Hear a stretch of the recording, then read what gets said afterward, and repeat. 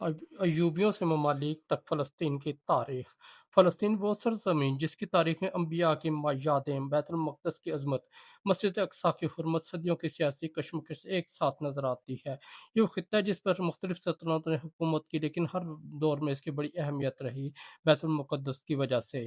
12ویں صدی عیسوی میں جب سلطان صلاح الدین ایوبی نے صلیبیوں سے بیت المقدس آزاد کرایا تو فلسطین ایک بار پھر اسلامی دنیا کے زیر اقتدار آ گئی، لیکن تاریخ کا سفر کبھی ایک مقام پر رکا نہیں۔ بالآخر فلسطین میں ایک نئی طاقت ابھری جسے تاریخ ممالک کے نام سے جانتی ہے۔ سلطان صلاح الدین ایوبی نے 1187 میں جنگ حطین میں صلیبی فوج کو شکست دے کر بیت المقدس کو آزاد کرایا تھا۔ اس فتح نے نہ صرف فلسطین بلکہ پورے مشرق وسطی کی تاریخ ہی بدل دی۔ لیکن صلاح الدین ایوبی کی وفات کے بعد ایوبی سلطنت مضبوط مرکزی حکومت قائم نہ رکھ سکی۔ ان کے خاندان کے افراد نے سلطنت کے مختلف علاقوں پر اقتدار قائم کیا۔ مصر، شام، حلب، فلسطین میں الگ الگ ایوبی حکمران آ گئے۔ اس سیاسی تقسیم کا سب سے بڑا نقصان یہ تھا کہ ایک متحد اسلامی طاقت کمزور ہونے، دوسری طرف یورپ سے صلیبی طاقتیں بھی مکمل طور پر ختم نہیں تھیں، وہ فلسطین کے ساحلی علاقوں میں موجودگی برقرار رکھنے کی کوشش کر رہی تھیں۔ 13ویں صدی میں صلیبیوں نے ایک بار پھر بیت المقدس پر قبضہ کرنے کی کوشش کی۔ ایوبیوں کی اندرونی کمزوری کے حالات پیچیدہ ہوتے گئے، اسی طرح مشرق سے ایک خطرناک طاقت نمودار ہوئی۔ یہ طاقت تھی منگول سلطنت۔ منگول افواج نے مشرقی اسلامی علاقوں میں تباہی مچاتے ہوئے 1258 شام کی طرف پیش قدمی کی۔ بغداد میں عباسی خلافت کا خاتمہ، منگول فوجوں نے شام کے کئی علاقوں کو بھی اپنی لپیٹ میں لے لیا۔ اب خطرہ فلسطین کے دروازے تک پہنچ چکا تھا۔ مصر میں اس وقت ممالک ایک طاقت اور سیاسی قوت بن چکے تھے۔ ممالک بنیادی طور پر ایسے غلام سپاہی تھے جنہیں فوجی تربیت دے کر اپنے ساتھ میں لایا گیا۔ 1250 میں مصر میں ایوبی اقتدار کا خاتمہ، ممالک نے حکومت قائم کر دی۔ اب تاریخ ایک نئے دور میں داخل ہو چکی تھی۔ ممالک کے سامنے سب سے بڑا چیلنج منگولوں کی پیش قدمی تھی۔ اگر منگول شام، فلسطین پر قبضہ کر لے تو مصر بھی شدید خطرے میں آ سکتا تھا۔ اس موقع پر مملوک سلطان سیف الدین قطز نے فیصلہ کن قدم اٹھایا۔ 1260 میں منگول فوجیں شام سے آگے بڑھ رہی تھیں، ان کے مقابلے کے مملوک فوج فلسطین کی طرف روانہ ہوئی۔ دونوں طاقتیں عین جالوت کے مقام پر آمنے سامنے آئیں۔ یہ جنگ اسلامی تاریخ کی اہم ترین جنگوں میں شمار ہوتی ہے۔ مملوک فوج نے منگولوں کو شکست دے دی۔ عین جالوت کی فتح نے فلسطین اور مصر کو منگولوں کے قبضے سے بچا لیا۔ اگر مملوک فوج اس جنگ میں شکست کھا جاتی تو شاید فلسطین کی تاریخ بالکل مختلف ہوتی۔ سلطان قطز کی فتح کے بعد مملوک سلطنت کے ایک اور عظیم حکمران سلطان رکن الدین بیبرس اقتدار میں آئے۔ بیبرس نے مملوک سلطنت کو مضبوط بنانے میں اہم کردار ادا کیا۔ انہوں نے شام، فلسطین، مصر میں اپنی حکومت مستحکم کی، صلیبی طاقتوں کے خلاف مسلسل کارروائیاں کی۔ ممالک نے آہستہ آہستہ فلسطین کے ساحلی علاقوں میں موجود صلیبی قلعوں اور مراکز کو ختم کرنا شروع کیا۔ کئی جدوجہدوں کی جدوجہد کے بعد وہ کمزور ہوتی۔ آخر کار 1291 میں مملوک سلطان اشرف خلیل نے عکا فتح کر لیا۔ عکا کی فتح تاریخ کا ایک فیصلہ کن موڑ ثابت ہوئی۔ یہ صلیبیوں کو فلسطین میں آخری بڑا مرکز تھا۔ عکا کے سقوط کے بعد صلیبی طاقت کا فلسطین میں سیاسی وجود تقریباً ختم ہو گیا۔ یوں تقریباً 200 سال تک جہنے والی صلیبی جنگوں کا ایک بڑا اختتام پذیر ہوا۔ اب فلسطین مکمل طور پر مملوک سلطنت کے زیر اقتدار تھا۔ ممالک کے دور میں بیت المقدس کو خاص اہمیت حاصل رہی۔ اگرچہ مملوک سلطنت کا دارالحکومت قاہرہ تھا، لیکن القدس ایک مقدس شہر کی حیثیت رکھتا تھا۔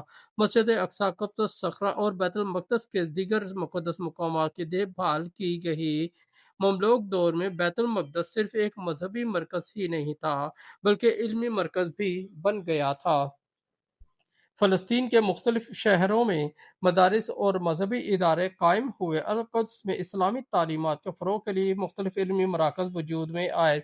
ممالک نے حج کے راستوں اور شام مصر کے درمیان رابطوں کو بھی اہمیت دی، کیونکہ فلسطین ان علاقوں کے درمیان ایک اہم جغرافیائی راستہ تھا۔ لیکن مملوک دور ہمیشہ امن کا دور نہ رہا۔ سلطنت کو اندرونی سیاسی اختلافات، تختی کی تبدیلیوں، معاشی مسائل، بیرونی خطرات کا سامنا تھا۔ اس کے باوجود ممالک نے تقریباً 2.5 صدیوں تک مصر، شام، فلسطین کو ایک مضبوط سیاسی نظام کے تحت متحد رکھا۔ فلسطین میں اس دور کی ایک اہم خصوصیت یہ تھی کہ بیت المقدس کی مذہبی اور علمی اہمیت برقرار رہی۔ مملوک سلطنت نے صلیبیوں کے خطرے کو ختم کرنے کے ساتھ منگولوں کی پیش قدمی کو بھی روک دیا۔ اس طرح فلسطین ایک مرتبہ پھر ایک مستحکم اسلامی سلطنت کا حصہ بن گیا، لیکن وقت کے ساتھ مملوک سلطنت بھی کمزور ہونے لگی۔ 15ویں صدی کے اختتام تک ممالک کو کئی مسائل کا سامنا تھا۔ اندرونی سیاسی کشمکش، معاشی مشکلات اور بدلتی عالمی تجارت سلطنت کو کمزور کیا۔ اسی دور ایک نئی طاقت مشرق میں ابھر رہی تھی، یہ طاقت عثمانی سلطنت تھی۔ 1516 میں عثمانی سلطان سلیم اول اور مملوک سلطنت کے درمیان جنگ ہوئی۔ مروابک کی جنگ میں مملوک فوج کو شکست ہوئی۔ اس کے بعد عثمانی فوج نے شام اور فلسطین کی طرف پیش قدمی کی۔ سن 1517 میں مملوک سلطنت کا خاتمہ ہوا۔ مصر، شام اور فلسطین عثمانی سلطنت کا حصہ بن گئے۔ یوں فلسطین کی تاریخ میں ایوبیوں کے بعد ممالک کا تقریباً 250 سال دورہ بھی ختم ہوا۔ لیکن اس پورے دور کی سب سے بڑی اہمیت یہ تھی کہ ایوبیوں نے صلیبیوں سے بیت المقدس آزاد کرایا تھا۔ ممالک نے اس آزادی کا دفاع کیا، منگولوں کو روکا اور فلسطین میں موجودہ صلیبی طاقت کے آخری بڑے مراکز کا خاتمہ کیا۔ عین جالوت کی فتح نے منگولوں کو فلسطین کی تاریخ صرف سلطنتوں کی تبدیلی کی داستان نہیں بلکہ بیت المقدس کے گرد جاری ایک طویل تاریخی جدوجہد کی داستان ہے۔ صلاح الدین ایوبی کے بعد ایوبی سلطنت کمزور ممالک نے اقتدار سنبھالا، منگول خطرے کا مقابلہ کیا، صلیبی طاقتوں کا خاتمہ، بیت المقدس کو ایک بار پھر اسلامی دنیا کے علمی مراکز بنا دیا۔ پھر وقت نے ایک اور کروٹ لی، ممالک کا دور ختم ہوا، عثمانی دور شروع ہوا۔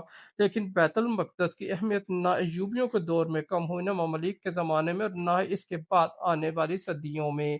یہ شہر آج بھی تاریخ کے صفحات میں ایک ایسا مقام رکھتا ہے جہاں ہر دور کی تہذیب، ہر سلطنت کی سیاست اور ہر نسل کی عقیدت کے نقوش دکھائی دیتے ہیں۔ اور یہی وجہ ہے کہ فلسطین کی تاریخ کو سمجھنے کے لیے ایوبیوں ممالک کے دور کو سمجھنا انتہائی ضروری ہے، کیونکہ اسی زمانے میں بیت المقدس ایک بار پھر اسلامی تاریخ کے مرکز میں آ گیا تھا اور فلسطین نے صلیبی جنگوں، منگول حملوں کی تبدیلیوں کے درمیان اپنی ایک منفرد شناخت قائم کی۔